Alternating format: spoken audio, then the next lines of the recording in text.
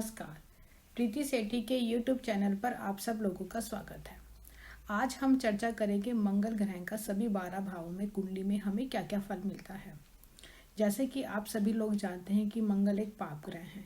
कुंडली के 10वें भाव में दिग्बली होता है। ग्रहों के मंत्रिमंडल में इस युवक का पद प्राप्त है और वह दक्षिण दिशा का स्वामी है। प्रथम भाव में मंगल होने से जातक क्रोधी होता है। जातक के शरीर पर और मुख पर चोट के निशान होते हैं। मंगल ग्रह अगर प्रथम भाव में अपनी ही राशि में है, मित्र राशि में है और उच्च राशि में है तो जातक साधारण परिस्थितियों से उठकर अपने जीवन में उच्च पद को प्राप्त करता है और उसे उच्च अधिकारियों का सहयोग भी मिलता है।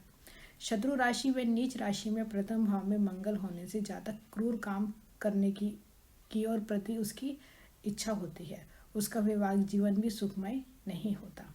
द्वितीय भाव में मंगल होने से जातक का स्वभाव उग्र होता है और वो धनहीन होता है। फिजूल के साधनों पर अपने धन को खर्च करता है। द्वितीय भाव में मंगल अगर अपनी ही राशि में है, मित्र राशि में है और उच्च राशि में है तो जातक पराक्रमी होता है और प्रदेशवासी होता है। शत्रु राशि व नीच राशि में मंगल होने से द्वितीय भाव में जातक को चोरी का भय रहता है। उसे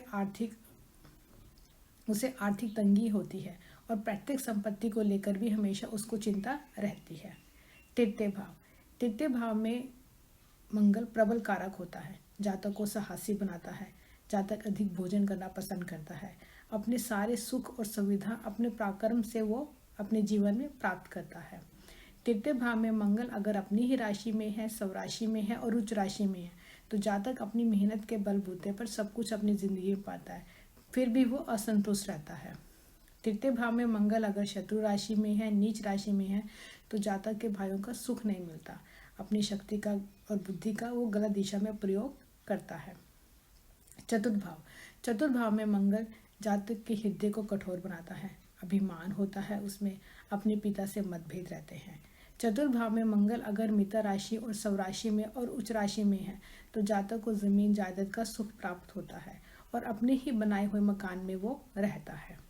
चतुर्थ भाव में मंगल अगर शत्रु राशि में है, नीच राशि में है तो जातक को घर या व्यवसाय में हमेशा सदैव अग्नि का और चोरी का डर लगा रहता है। जातक जन्म स्थान से दूर रहता है। उसे जमीन का सुख भी नहीं प्राप्त होता। पंचम भाव में मंगल होने से जातक शीघ्र व्याकुल होने वाला होता है, धैर्यहीन होता है और बुद्धि भी उसकी कपटी होती है। पंचम भाव में मंगल उच्च राशि में है, स्वराशि में है और मित्र राशि में है। जातक को धनी बनाता है परंतु वह संतान सुख में कमी करता है। संतान शारीरिक रूप से कमजोर और होती है।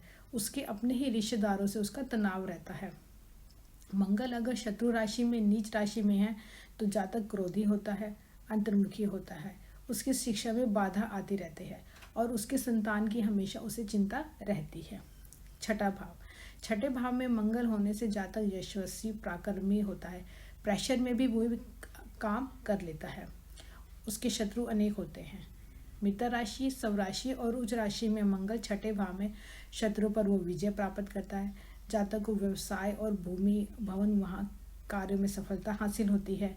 शत्रु व नीच राशि में मंगल छठे भाव में जातक को कमजोर बनाता है, कामी बनाता है। उसका अपने ही खर्चों पर नियंत्रण नहीं होता। उसे कर्ज लेने की स्थिति बन जाती है जिससे उसे बाद में चुकाना मुश्किल हो जाता है। सप्तम भाव में मंगल होने से जातक साहसी होता है। उसे क्रोध जल्दी आता है। जातक आवेश में अपना धैर्य खो बैठता है। जातक के स्वभाव में ईर्ष्या झलकती है।